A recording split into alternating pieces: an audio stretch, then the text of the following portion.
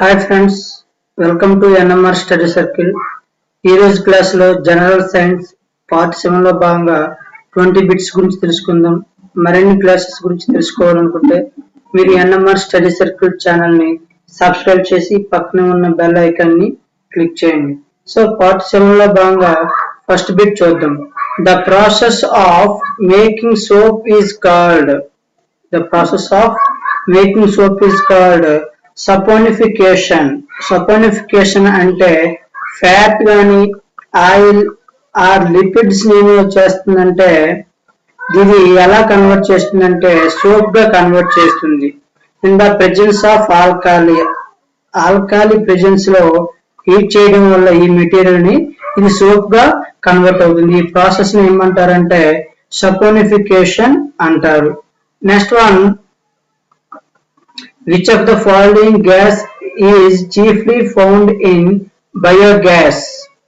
So biogas లో ఏ gas అనేది ఉంటుంది అంటే మీథేన్ ఉంటుంది. 55 to 65% ఉంటుంది. సో నెక్స్ట్ ప్లేస్ ఏముంటుందంటే కార్బన్ డైఆక్సైడ్ ఉంటుంది. ఎంత ఉంటుందంటే 30 to 45% ఉంటుంది. తక్కువ మోతాదులో హైడ్రోజన్ సల్ఫైడ్ ఉంటుంది. తక్కువ మోతాదులో హైడ్రోజన్ సల్ఫైడ్ అనేది ఉంటుంది. Next one, lignite is a type of. Lignite అనేది ఏంటి అంటే లెగ్నైట్ అనేది కోల్ లో 4 రకాలు ఉన్నాయి. ఏంటంటే దాని యొక్క కార్బన్ కంటెంట్ అంటే క్వాలిటీ బట్టి peat, lignite and bituminous, lignite, bituminous and anthracite. So ఈ నాలుగింట్లో క్వాలిటీ గల కోల్ అంటే హైగ్రేడెడ్ బెస్ట్ కోల్ ఏదంటే ఆంథ్రసైట్. అంటే ఇందులో కార్బన్ కంటెంట్ ఎక్కువగా ఉంటుంది.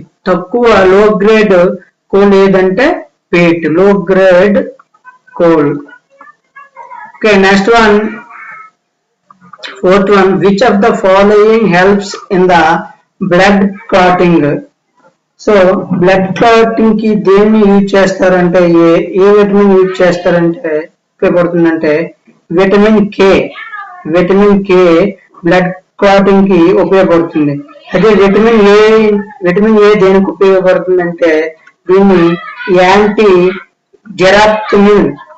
జెరాప్థోలిక్ విటమిన్ అంటారు. విటమిన్ అంటారు. సో అంటే కంటి సమస్యలు రాకుండా చూడడానికి విటమిన్ ఏ అనేది ఉపయోగపడుతుంది. విటమిన్ డి దేనికి ఉపయోగపడుతుంది అంటే యాంటీ రికేటింగ్ విటమిన్. అంటే రికేటింగ్ వ్యాధి రాకుండా ఉండడానికి ఈ విటమిన్ డి అనేది ఉపయోగపడుతుంది. అదేవిధంగా ఫోలిక్ యాసిడ్ దేనికి ఉపయోగపడుతుంది అంటే దీని యొక్క ఫోలిక్ యాసిడ్ ని బి9 అంటారు. ఇది ఆర్బిసిలు తయారీకి, రెడ్ బ్లడ్ సెల్స్ తయారీకి ఉపయోగపడుతుంది. అదేవిధంగా ఎఫ్ఎన్ఏలో ఉత్పత్తికి ఇది ఉపయోగపడుతుంది. So fourth one, blood clotting కి ఉపయోగపడే విటమిన్ ఏదంటే vitamin K. So next one, fifth one, total memory loss is expressed by. Memory loss ఏమంటారంటే అమ్నీసియా అంటారు. అమ్నీసియా అంటే మెమరీ లాస్ అవ్వడాన్ని అమ్నీసియా అంటారు. ట్రామా అంటే శరీరంపై కలుగు గాయాన్ని ఏమంటారంటే ట్రామాస్ అంటారు. Fifth one answer amnesia. Next one, 54 kmph kilometer per hour is converted into meter per second. So 54 kmph, 1 kilometer per hour equal to 5/18 meter per second. 5/18 meter per second. So 8 1 ja 5/18 meter per second 18. So 18 1 ja 18 3 ja. So 15 meter per second. 54 kilometer per hour converted into 15 meter per second. Answer C is the right answer. Next one, Which of the following is related to the force between two electrostatic charges? So ఇది దేన్ని ఎలా తెలియజేస్తుందంటే coulombs లా లేదా electrostatic లా లేదా inverse care లా అని కూడా పిలుస్తారు.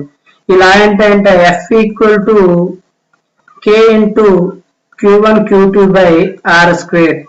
అంటే the force of attraction or repulsion between two charges is directly proportional to the product of two charges and inversely proportional to the square of the distance. ఇది coulombs లా. Next ఇక్కడ Faraday's లా ఒకటి ఇచ్చారు చూడండి. Faraday's లా అంటే Faraday's law so electric field E in a closed loop is equal to the rate of change of magnetic flux. Electric field equal to the rate of change of magnetic flux. Adi Faraday's law. Magnetic flux.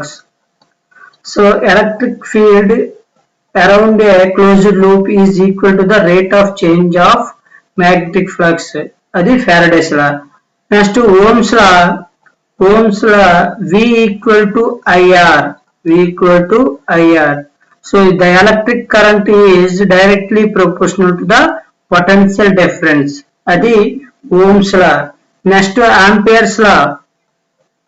Ampere's law దేని తెలియజేస్తుందంటే the magnetic field created by an electric current. Magnetic field created by an electric current is, so Ampere's law, the magnetic field created by an electric current is directly proportional to the electric current with a constant proportionality equal to the permeability of free space. చూడండి ఇక్కడ Ampere's law ఏంటంటే magnetic field created by an electric current is proportional to the size of the electric current.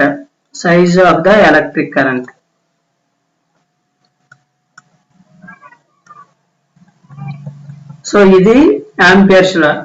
So మన 7th one answer ఏమవుతుంది అంటే which of the following is related to the force between two electric charges is Coulomb's law. Coulomb's law లేదా electrostatic law లేదా inverse care లా అని కూడా పిలుస్తారు. Next one the SI unit of specific resistance is resistance formula R equal to rho into L by A. So specific resistance కావాలంటే rho equal to R into A by L. So R resistance unit ohm, అదేవిధంగా area యొక్క unit metre square, length యొక్క unit metre square కి metre పోతే ఏం మిగులుతుందంటే ohm metre. So specific resistance యొక్క SI unit ఏమవుతుందంటే ohm metre. Answer C. 9th one, the two elements having an unequal number of electrons but same atomic mass. So same atomic mass ఉంటే వాటిని isobars అంటారు. అదే isotopes అంటే same atomic number ఉంటే వాటిని isotopes అంటారు.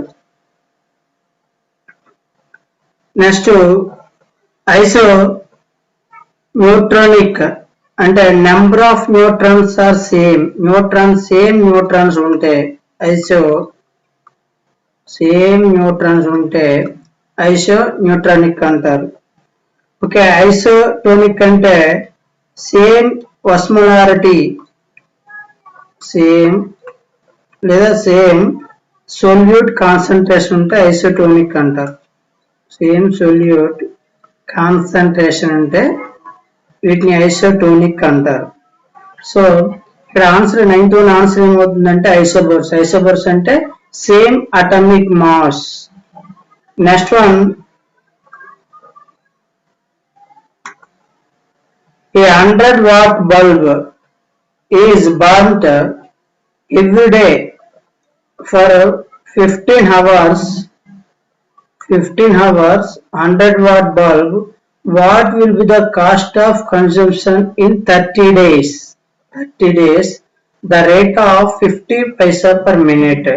So 100-watt bulb రోజుకి 15 గంటలు యూజ్ చేస్తే, అలా 30 రోజులు యూజ్ చేస్తే అది ఎంత కాస్ట్ ఉంటుంది, దాని యొక్క ఎనర్జీ కన్జ్యూమ్షన్ అనేది ఎంత కాస్ట్ ఉంటుంది.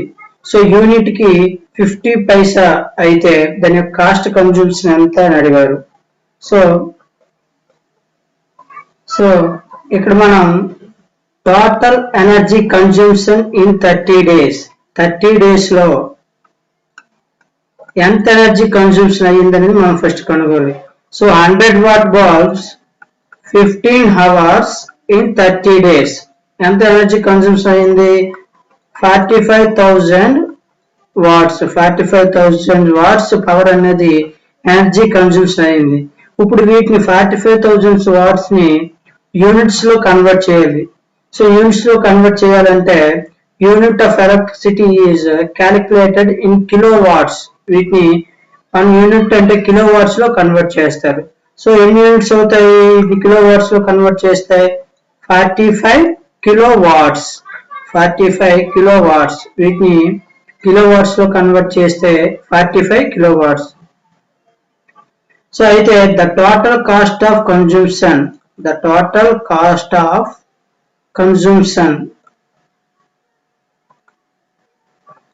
Equal to total energy. Total energy ఎంత? 45 కిలోవాట్స్. సో రేట్ ఎంత? 0.5. 50 పైసా కదా, 0.5. So 45 into 0.5 that equal to 22.5 rupees. 22.5 rupees. So answer is 22.5 rupees. First మనం ఎంత ఎనర్జీ కన్జ్యూమ్షన్ అయింది కనిపెట్టాలి. 45 కిలోవాట్స్. దాన్ని యూనిట్ కన్జ్యూమ్షన్ యూనిట్స్ లో కన్వర్ట్ చేయాలి. 45 kilowatts. So 45 kilowatts into rate ఎంత? 0.5 పైసా, 0.5 రూపీస్. సో ఎంత అవుతుంది? 22.5 rupees. Answer 22.5 rupees. Next one,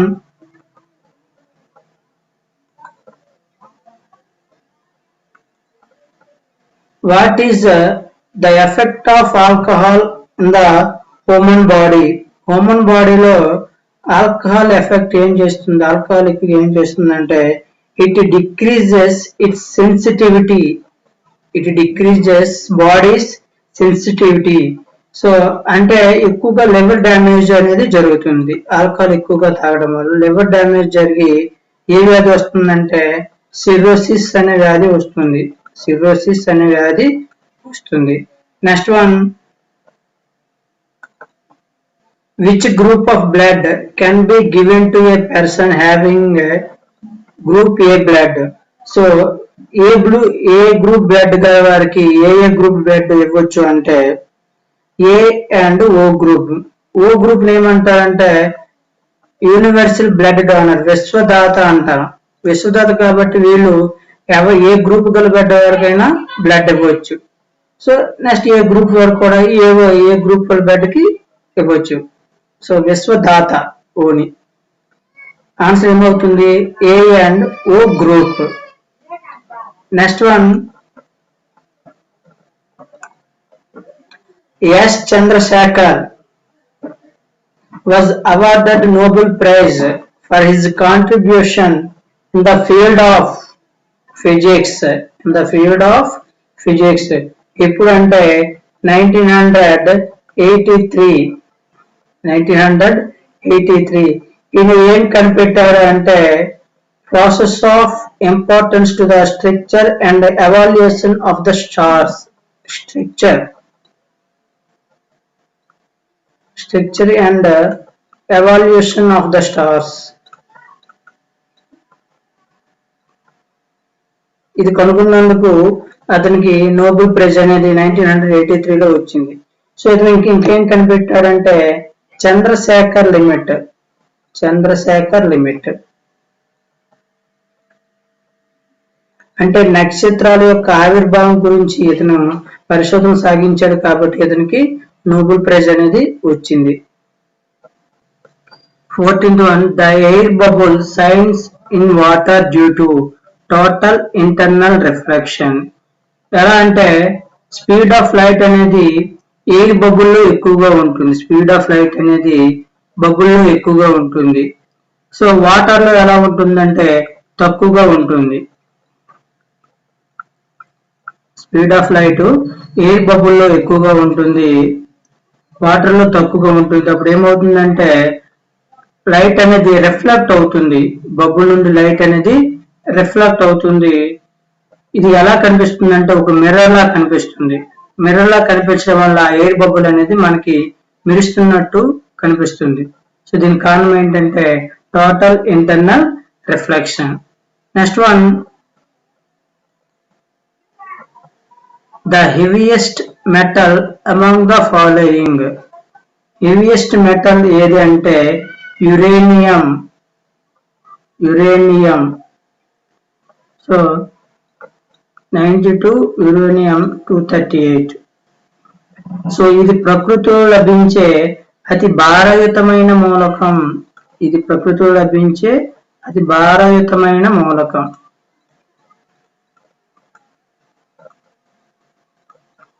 అయితే అత్యధిక సాంద్రత గల మూలకం ఏది అంటే ఉస్మియం. అత్యధిక సాంద్రత గల మూలకం ఏదంటే ఉస్మియం. అత్యధిక భారయుతమైన మూలకం యురేనియం అయితే అత్యధిక సాంద్రత గల మూలకం osmium. Next one, the universal donor blood group is. So ఓని ఏమంటారంటే యూనివర్సల్ డోనర్ అంటారు, ఏబిని ఏమంటారంటే యూనివర్సల్ రెసిపియంట్, విశ్వగ్రహీత అని అంటారు. Next one,